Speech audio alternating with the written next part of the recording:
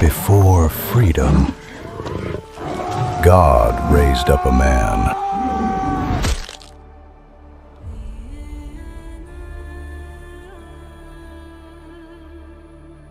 No army could stop him.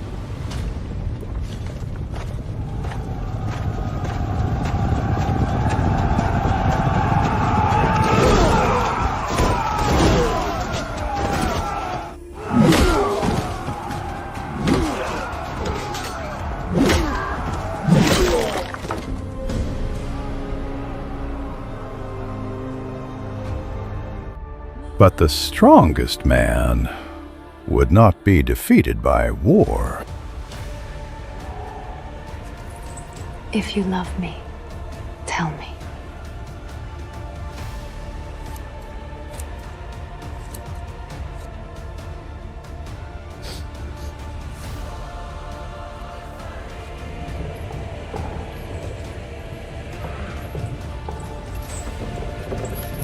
Lord, remember me one more time.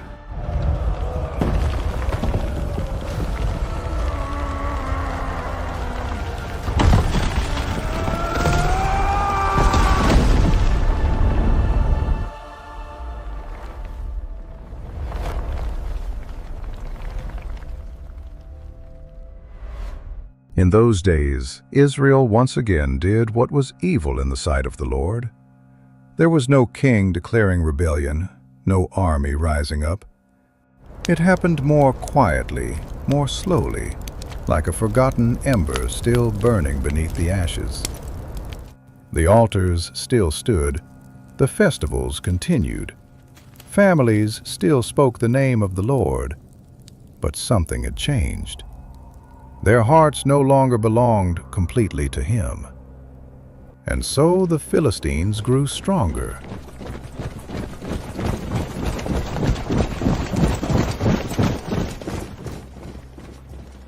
First along the borders, then in the cities, and eventually everywhere.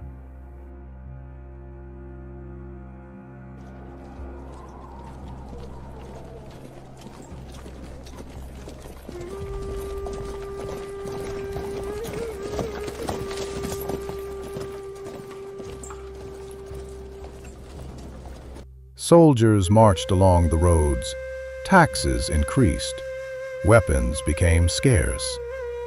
Little by little, Israel learned to live under oppression. 40 years passed, 40 years with heads lowered, 40 years obeying foreign commands, 40 years waiting without expecting anything to change. But God had not stopped working. In the hill country of Zorah lived a man named Manoah. His life was simple. Wake up, work, return home, and begin again the next day. Beside him was his wife. They had learned to live together through the years, yet a silence remained within their house. It appeared in small moments. A bed left empty, a plate never used, a chair that served no purpose. They had no children, no inheritance, no future growing before their eyes. The years passed, and eventually they stopped asking why. Then came that day. The sun shone over the fields as Manoah's wife worked alone, separating grain. Suddenly, something changed. Not the wind, but the atmosphere itself. She looked up and saw someone standing there. A man. Yet he did not seem like someone who had arrived by walking. He simply was there. You have never had children, but you will.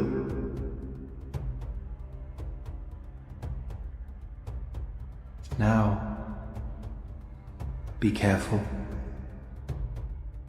Do not drink wine. Do not eat anything unclean. You will bear a son. No razor shall ever touch his head. because he will be set apart for God from the womb.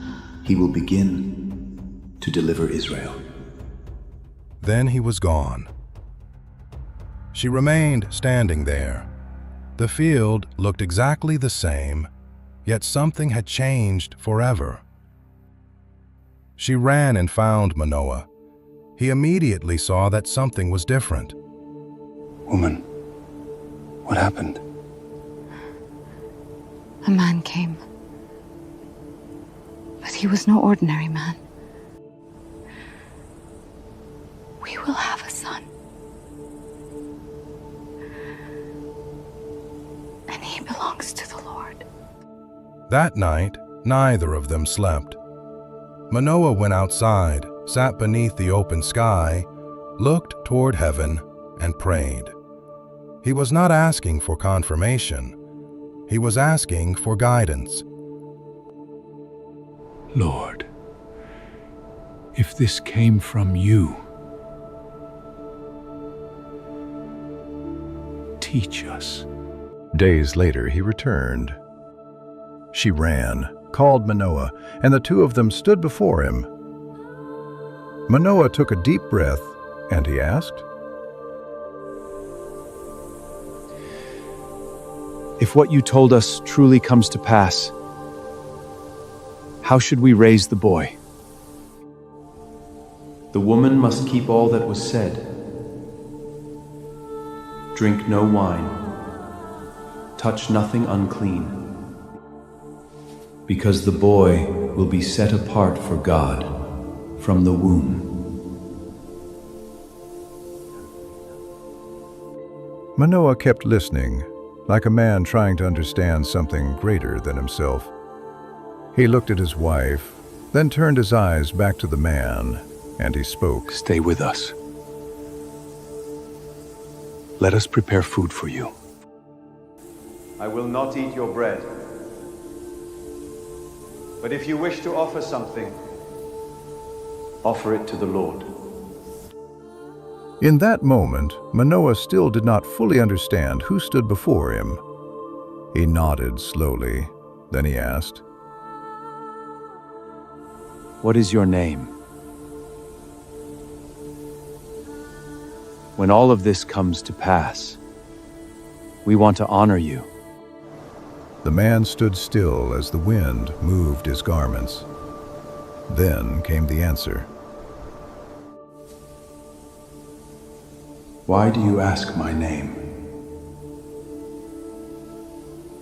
It is too wonderful. Manoah looked at his wife. There was fear now, true fear, but also peace. He set apart a young goat, prepared an offering, and placed it upon the rock. The fire rose slowly. The flames began small, then they grew. The man remained still before them, and then it happened. As the fire rose, the man rose with it. Light, flames, wind, until he disappeared.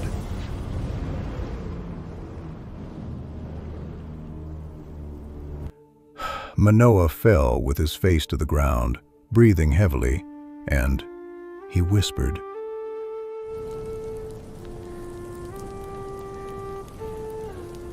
We have seen the messenger of the Lord. His wife knelt down beside him, looking at the fire, and she answered,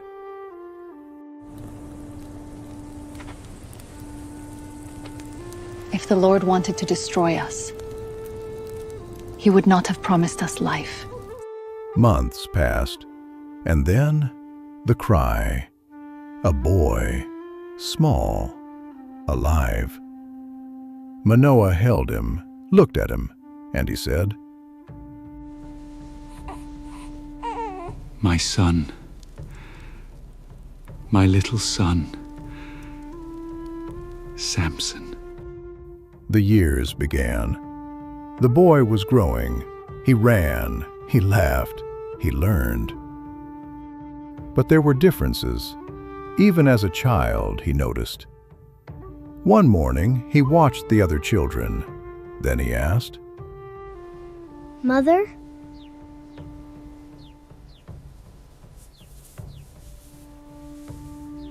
Why do I never cut my hair?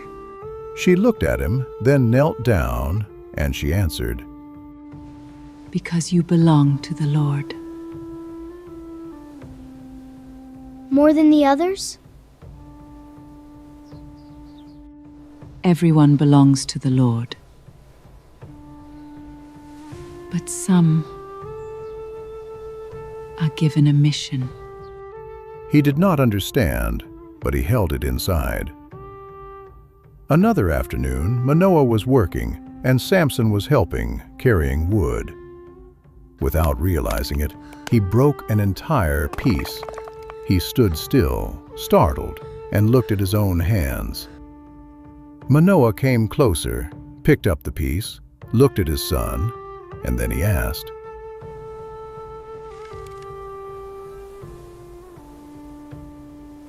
Samson, was it you? Manoah sat down beside him, and he said, Listen. Strength without obedience destroys men. Never forget. You were not set apart to be greater. You were set apart to serve. The years went on.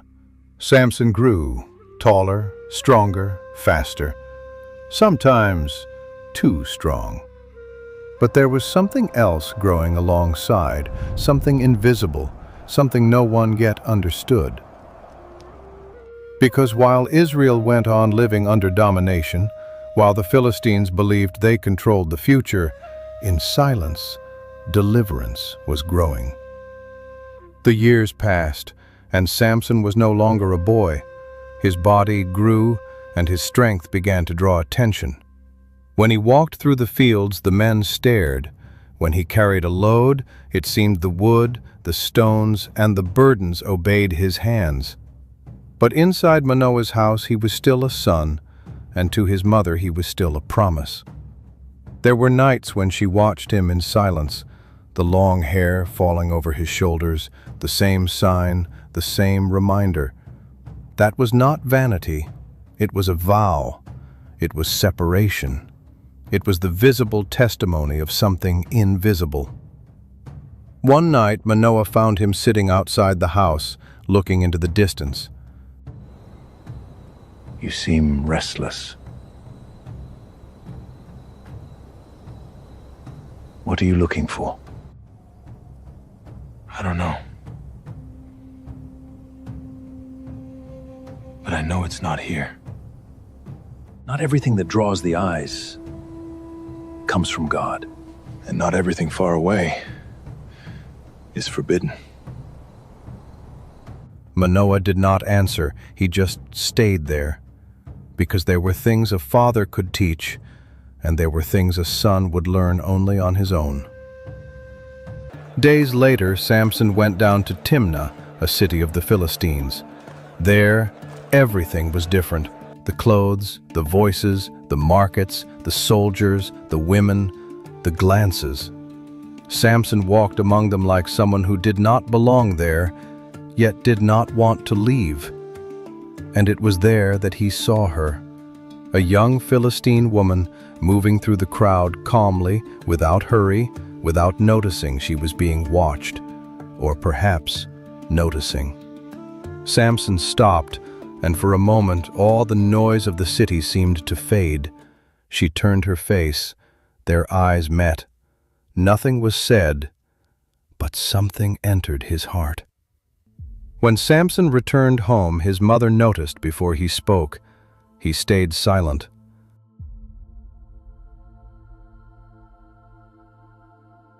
You're different, my son.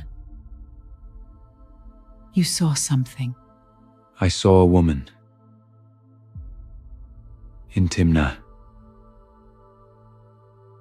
I want to marry her.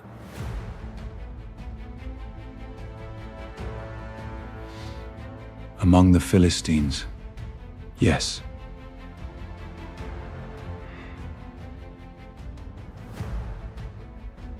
Is there no woman among our own people?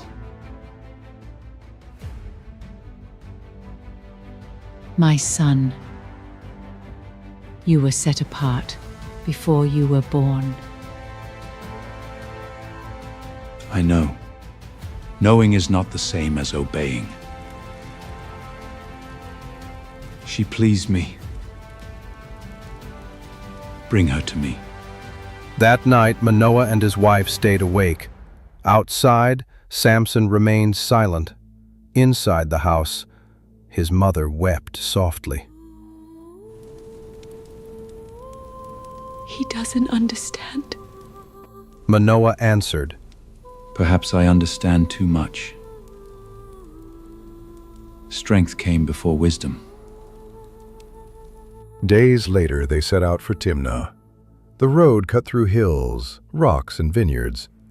Samson walked ahead, Manoah behind, his mother following in silence. For a while, no one spoke. Then Manoah called out, Samson, did you hear what we said? I heard. But my heart is decided. The heart decides quickly. The consequences walk slowly.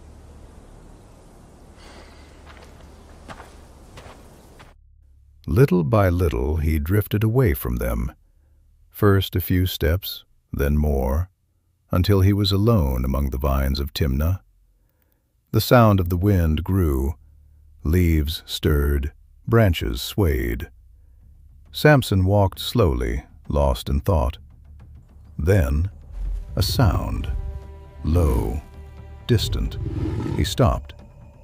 Another sound, closer. A roar, deep, violent. Among the vines, the brush split open, and a young lion appeared, strong, hungry, wild, its eyes fixed on him. Samson looked around. No weapon, no stone, no way to run. Only him and the beast. The lion roared again and lunged. And in that instant, something came over him. Not like anger, not like ordinary courage, but like an invisible fire, like strength descending from above.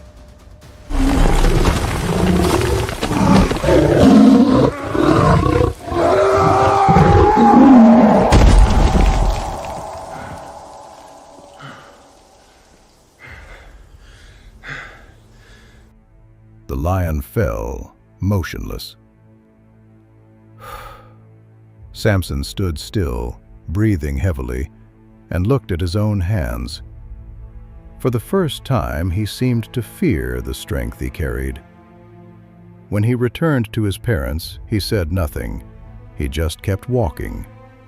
But something had changed, because until then, his strength had been a sign. In that moment, it began to feel like power. Sometime later, Samson came back along the same road and passed the place of the lion. He stopped.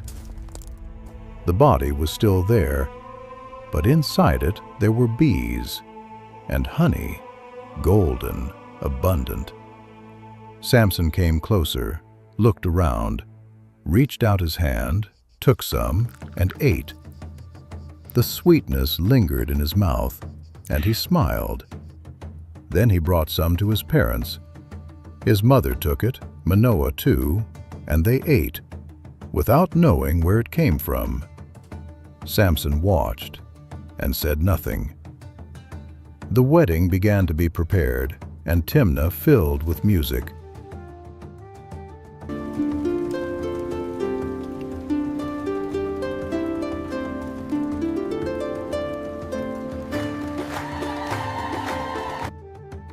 Men came, women came. The Philistines watched the Israelite with curiosity, some with contempt, others with fear. The young woman came up to Samson during the feast. They talk about you. They always do. Do you like it? Sometimes. And when you don't, I leave. then stay. and for a moment he stayed. During those days, Samson seemed different, lighter, almost happy. He talked little but watched much. He believed he could belong to that place. He believed he could choose his own path without losing what he carried. 30 companions were placed at his side, not out of friendship, but for surveillance. Philistine men, false smiles, watchful eyes. One night, Samson stood up. The wine flowed among the guests, and voices filled the house. He looked at the men, and he said, I have a riddle. Then speak, Israelite. If you solve it during the days of the feast, I will give 30 garments. If you don't solve it, you will give to me. Out of the eater came food. Out of the strong came sweetness. The men looked at one another. No one understood. Days passed. The laughter faded. The tension grew. Until they called Samson's wife away from him. Find out. I don't know. Then make him tell. Or we'll burn her. And your father's house.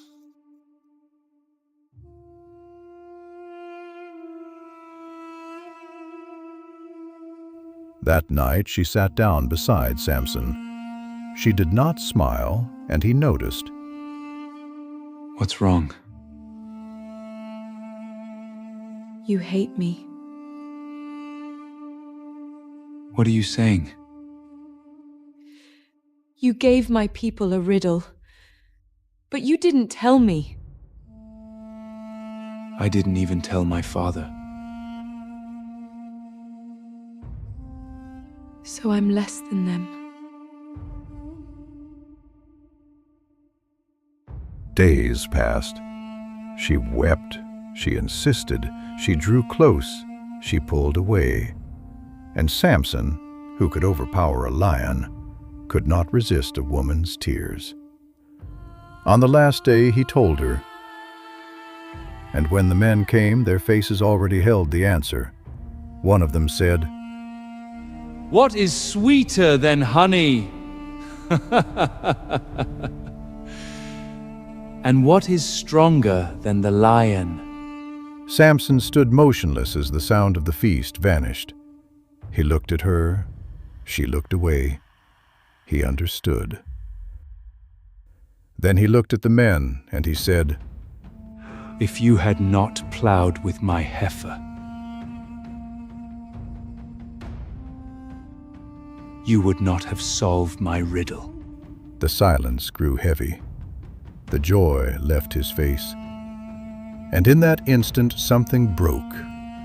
Not only the feast, not only the marriage, but something inside Samson.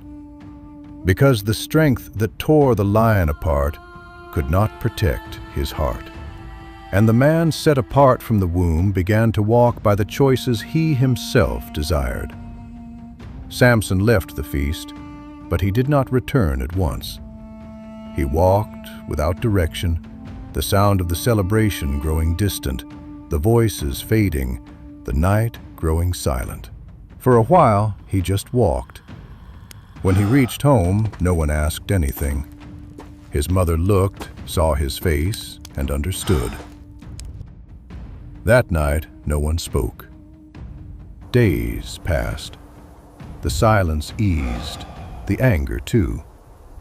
And then Samson decided to go back, not out of pride, not out of rivalry, but because he still believed. He brought a gift, simple, like someone who wishes to start again. He arrived, stopped before the house, breathed, but the door did not open. Then the father appeared, still no smile. Where is she?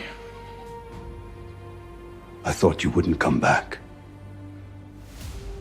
So I gave her to another. But her sister is younger. Take her. This time, no one will say it was my fault. Then he turned and left. But something had changed. Until then, Samson had been wounded. Now, he began to harden. Days later, people began to see him in the fields, alone, watching, waiting, preparing. No one understood. Until night came. Torches, movement, the sound of animals, fire. First one field, then another, then another. The horizon turned red. The wheat vanished, the vineyards burned, the smoke rose.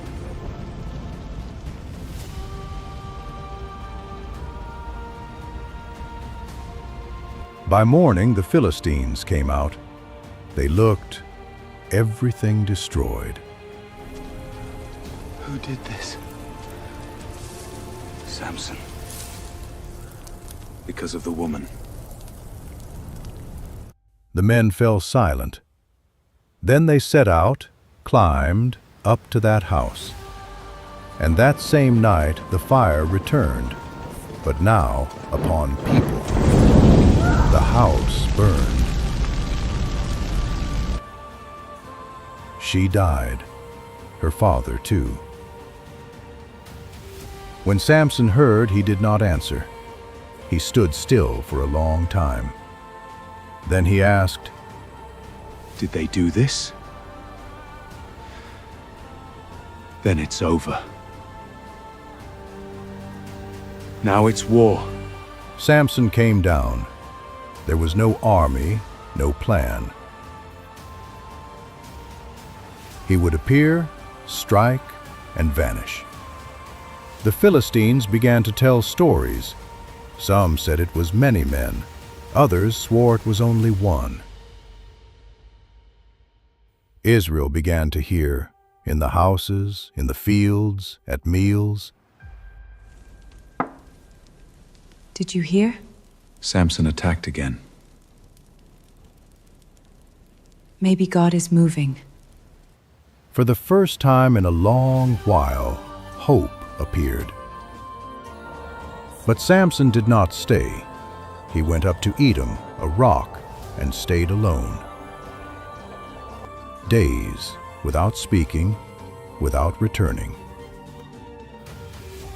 Meanwhile, the Philistines gathered men, entered Judah, and made camp.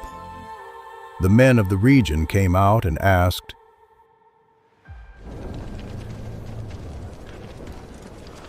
Why have you come? We want Samson. We will do to him what he did to us. No man spoke of fighting. They accepted. 3,000 men went up. They found Samson seated, looking at the horizon. One of them said, You know who rules over us. Why did you bring this on us? I only paid back what they did. We've come to hand you over. Are you going to kill me? No. We'll only tie you. Samson rose, looked at them, then held out his arms. New ropes, tight. Arms, chest, wrists, and they began to lead him down. When the Philistines saw, they shouted, they laughed, they celebrated. At last, the man who spread fear was bound.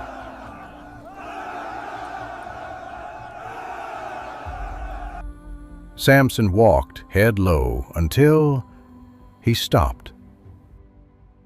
The wind shifted, and then it came. The same strength, the same presence. The ropes began to snap, one, then another, and they fell like burned threads. The Philistines froze. Samson looked around. No sword, no spear. Then he saw it on the ground. A jawbone, old and white. He took it, breathed, and charged.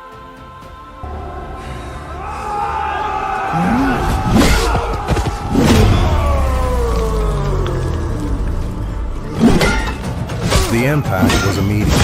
Shouts, dust, soldiers falling. They tried to surround him, but they could not. Every man who came near fell.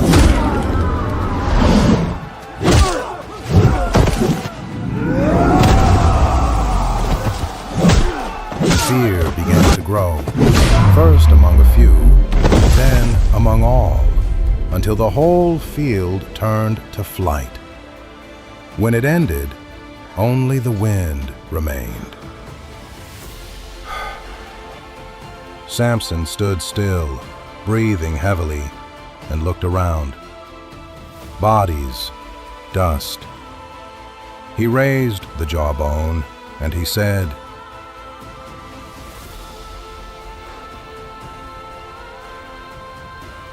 With a jawbone, I made heaps. But then his hand fell. The strength passed. His body grew heavy. His throat burned. He fell, looked up at the sky, and he spoke. You gave me this victory. Now will I die here? Then the rock split open. Water, clean, flowing. Samson drank. He knelt, saying nothing as the wind passed, as Israel learned his name, as the Philistines learned to fear him, and as the strongest man in the land began to believe that winning was the same as being on the right path. After that day, Israel began to speak his name, first in a low voice, then without fear. Samson. My nephew was there. He said the Philistines came like an army. And how many were with Samson? No one. Just him. And a jawbone. Men told stories, women repeated them, children imitated him. For the first time in a long while, the Philistines were not the only subject. Now there was a man, and where there was hope, people began to seek him out. At first, few came, a man, a family, a request. Then more came, until one day a line formed. Samson was sitting beneath a tree, watching. A man approached and lowered his head. They took our harvest. Who? Philistines. They took my animals. My brother was beaten. Please. We need help. Samson stayed silent, looked, breathed, and rose. No speech, no promise. He just rose. Days later, he returned. The harvest was returned, and the men too. And the stories began. Does Samson know God? I think God knows Samson. The years passed, and Samson began to judge Israel, not as a king, not as a priest, but as a man who showed up when no one else did. Conflicts came, land, debts, injustices, and he listened. Once, two brothers arrived arguing. One pointed, the other answered. He lied! He took what was mine! Did you come to win? or to resolve. The two fell silent, and for the first time, they began to talk. People noticed. Samson was not only strength, there was presence. But the more the people drew near, the more he withdrew. One night, he returned home and found Manoah sitting, older now, white hair. You came back. How many came today? Many. And who came for you? You listen to everyone, but who listens to you? That night, he did not sleep. Days later, another city, another problem. A woman came carrying a child. Samson kept looking at her. They took my husband. I have no one. He took the child's hand, and he answered, Now you have someone. I'll bring your husband back. Days passed, and he brought the man back, and the people kept gathering around him. One afternoon, some young men were training, imitating his movements, laughing. One of them asked, Samson, how does someone get strong like you? By starting small. The young men laughed, but he kept looking, because he knew it was not true. Another time, a boy asked, Have you ever felt fear?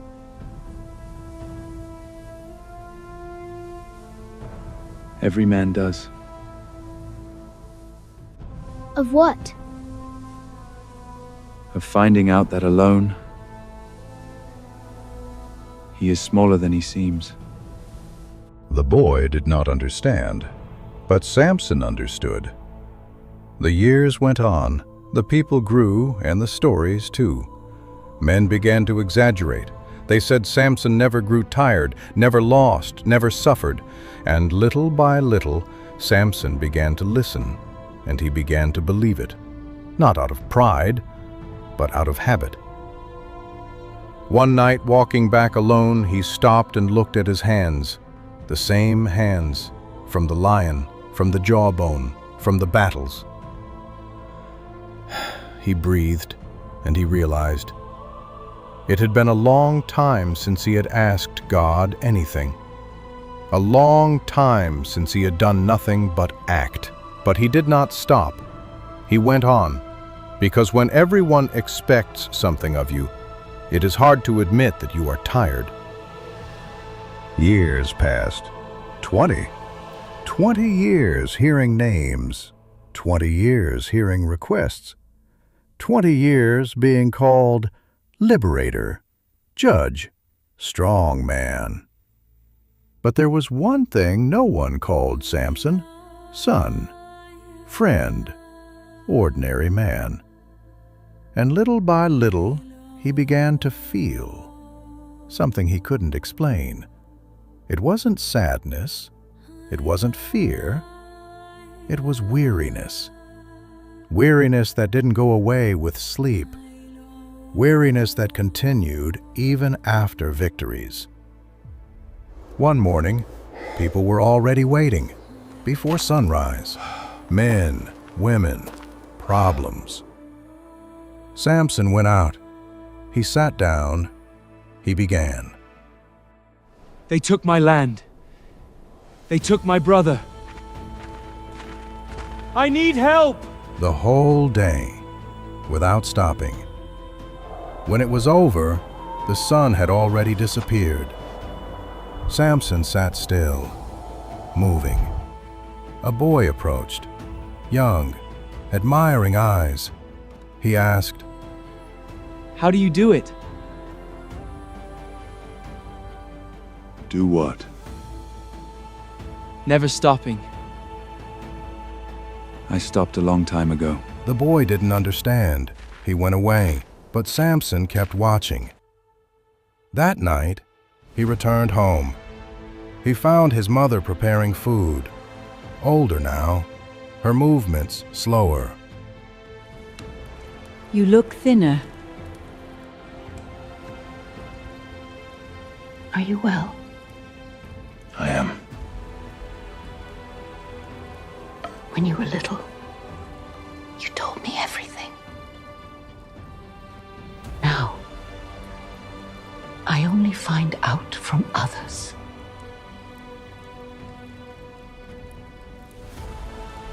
Samson didn't answer. Later, she touched his hair, as she did when he was a boy, and asked, Do you still remember who you were? I don't know. She smiled, but her eyes were sad. The next morning, Manoah was sitting outside, older, quieter. Son, when was the last time you rested? When was the last time Israel rested?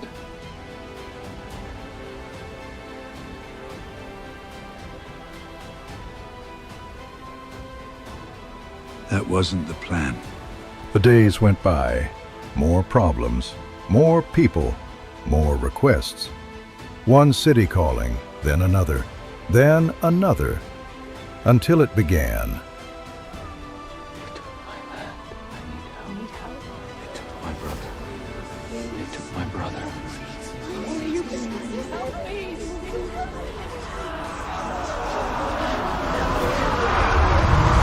And only the apprentice I kept beside one his garments, I want his garments. Solve it yourself! The man was surprised. Samson was too. He had never answered like that before. That night, he didn't go home. He walked, aimlessly, like he did when he was young. He climbed hills. He went down paths, until he reached the valley of Sorek. It was different there. There was no crowd, there were no requests, only wind, vines, silence. He sat down, he breathed, he stayed. He returned the next day, then again, then more, until he began to know the paths, the vines, the silence.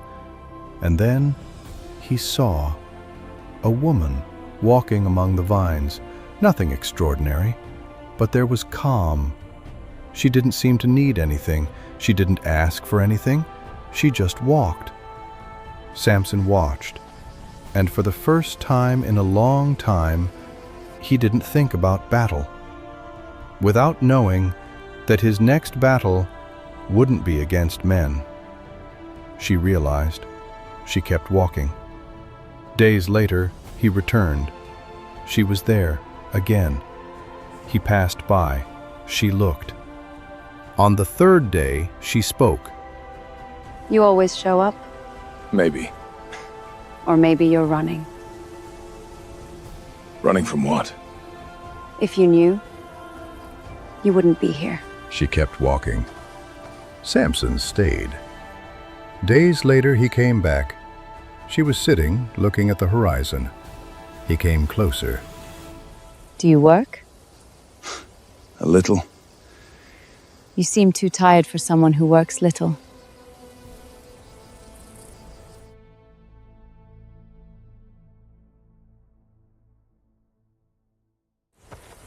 What's your name? Samson. The Samson? She kept looking, then she smiled. But not the way others smiled. There was no admiration nor fear, only curiosity. And when you're not saving anyone, who are you? I don't know. She nodded as if she understood. They sat in silence as the wind passed, and for the first time in a long while, no one asked anything of him. No problem, no expectation, no story. Only presence. When the sun began to disappear, Samson stood up. She asked, Will you come back? Maybe. Then, until tomorrow. Samson began to leave, stopped, turned, and asked, Your name? Delilah.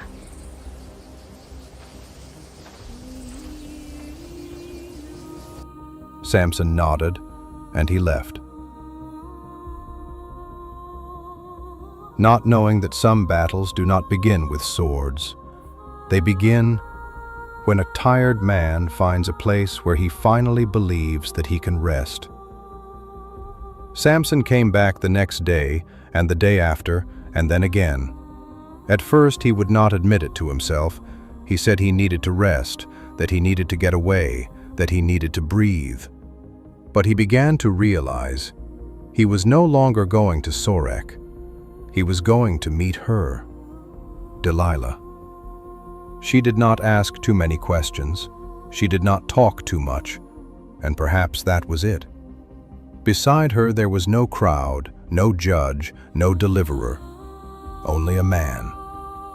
The meetings began small, conversations, walks, silence. She watched, she listened, and Samson, he talked more than he used to. One afternoon, they were sitting near the water. Delilah asked, Did you always know Know what? that it would be different? No. But everyone knew through me. When I was little, my mother said I'd been set apart. Did you like it? I liked it when it was a story.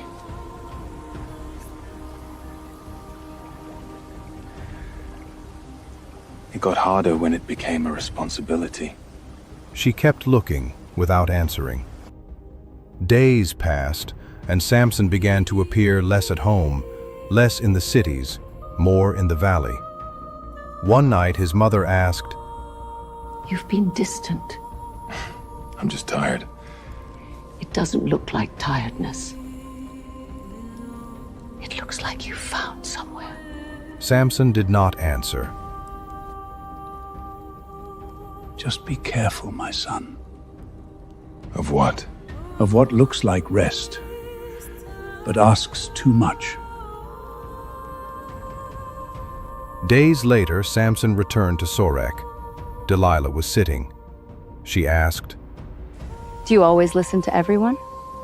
Almost. And who listens to you? Thought so.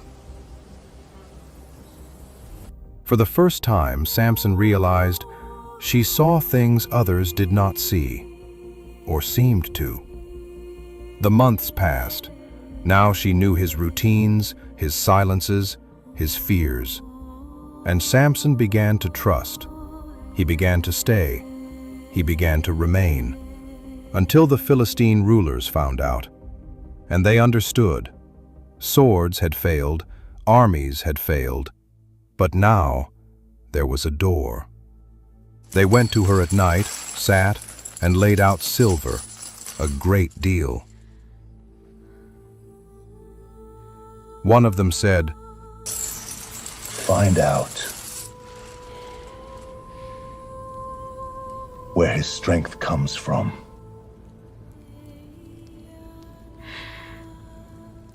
And if I do? You'll never need anything again.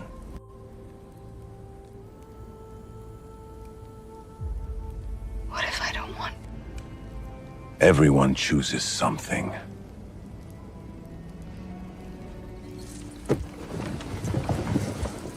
They left, and Delilah was left alone, thinking.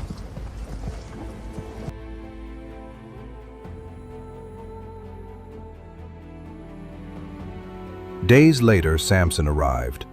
Everything seemed the same, but it was not. Can I ask something?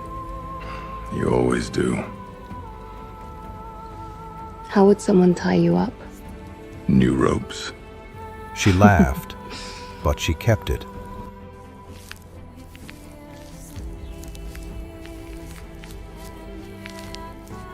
That night, men came, ropes.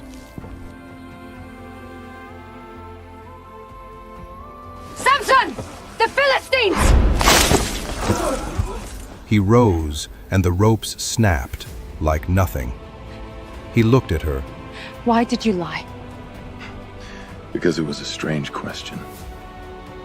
Days passed, and she came back, softer, closer.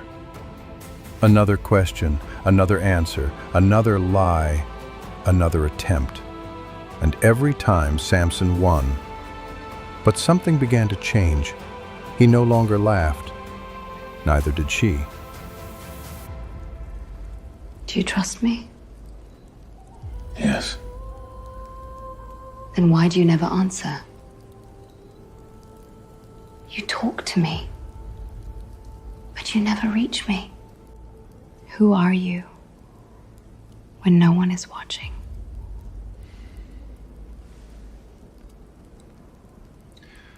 My whole life, people have expected something from me. And I always tried to live up to it. But sometimes, I just wanted to be normal. And what stops you? Me. Then let me in. Just once. Since before I was born, I was set apart for God. A razor has never touched my hair. If it's cut, it's over. Delilah did not answer. She kept looking. That night, Samson slept, deeply, like a man who had finally believed that he could rest. She watched for a long time. Then she called someone. The secret is his hair. When I cut it, it's over. Footsteps, a blade, a lock of hair fell, then another, until it was done. She looked at him and she said, Samson.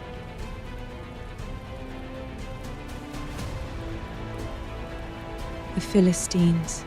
He opened his eyes, breathed, and rose, as always, as so many times before. He thought, I will win. But this time, there was nothing. No strength, no presence. For a moment, Samson stood still, confused. He tried again. He moved his arms. Nothing. He breathed harder. He looked around. He tried to understand. Then the Philistines advanced. Hands, ropes, weight, blows. Samson tried to fight back. He pulled, he pushed, but there was nothing. For the first time, his body did not respond.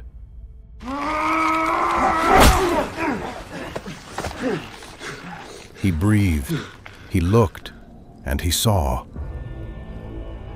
Delilah! Delilah! Delilah! Standing still, silent, not fleeing, not stopping it, not speaking. Samson kept watching, like a man waiting for something that might still change. Nothing changed. And for the first time, the man who could never be captured understood. He did not lose that night. He lost much earlier, when he began to trust more in rest than in his calling.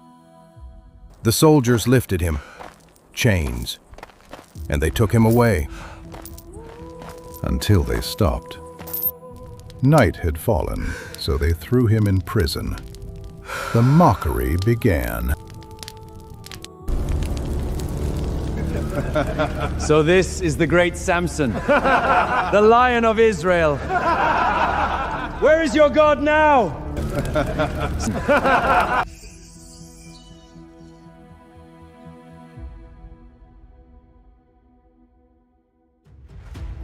Lift his head. Samson lifted his head, confused. He felt hands gripping his face. He tried to move. He could not. The first blow came. Pain. Deep. Another. Then another. And then darkness. Not the absence of light. The absence of everything. The man who saw Timnah. The man who saw the lion. The man who saw armies flee. Now he could see nothing. The Philistines lifted him, and they went on to Gaza. The entrance of the city was crowded, people watching. Some laughed, others pointed. No one came close, but everyone stared. The man who had seemed impossible was now a prisoner. There was no trial, there was no speech, there was no king, only imprisonment. They took Samson inside. They placed his hands on a stone. They ordered him to push, and he pushed. The mill turned, and Samson turned with it.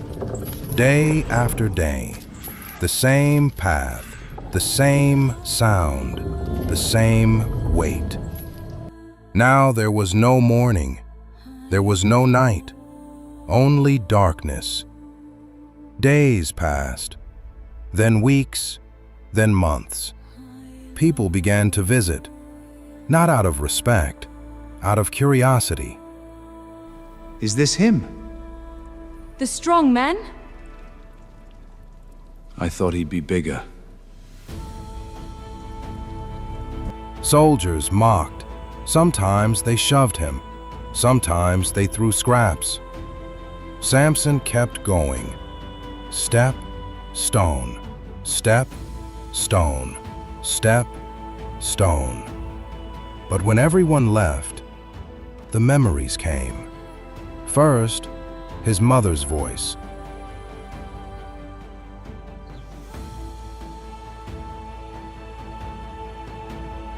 Because you belong to the Lord. Then Manoah's voice. You were not set apart to be greater.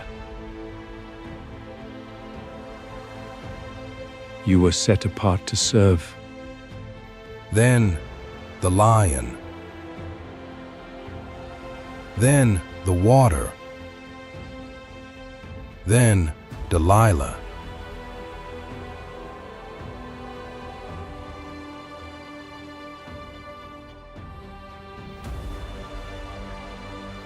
One night, Samson sat. He leaned against the stone. He stayed silent for a long time. Then he asked,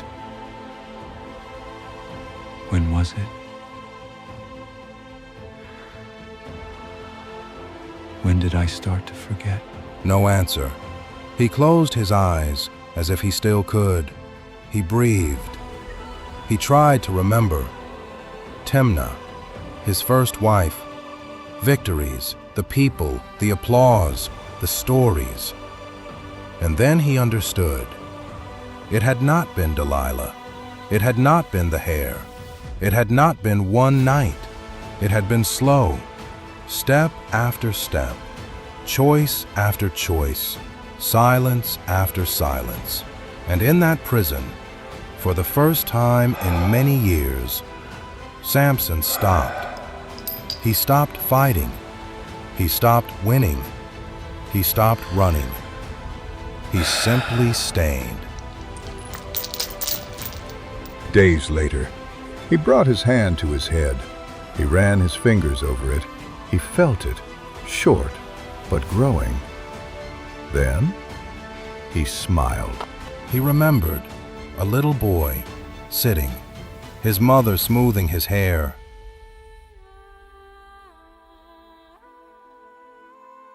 Some things exist to remind you who you are.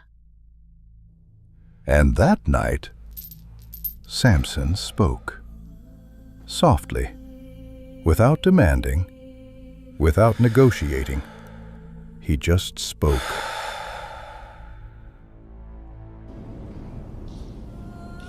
Lord, I had strength, but I wanted rest. I had been called, but I wanted to be ordinary. I defeated men and lost to myself. If you still hear me, I am here. Days passed. Outside, the Philistines celebrated. The news spread. They prepared a great feast. Music, sacrifices, rulers arrived, soldiers, families. The temple filled, thousands.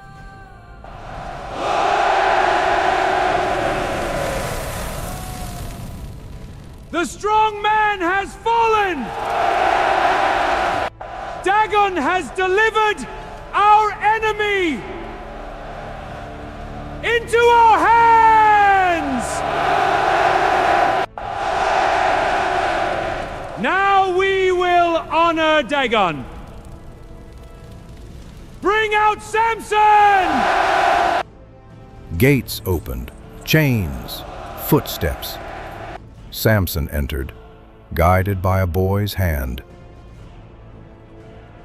Look at him! Where is your strength now? Call on your God! But Samson went on, without answering. He stopped. He breathed. He felt. Stone, space, weight. He asked the boy, Where are we? At the center. The pillars that hold up the temple. Where are they?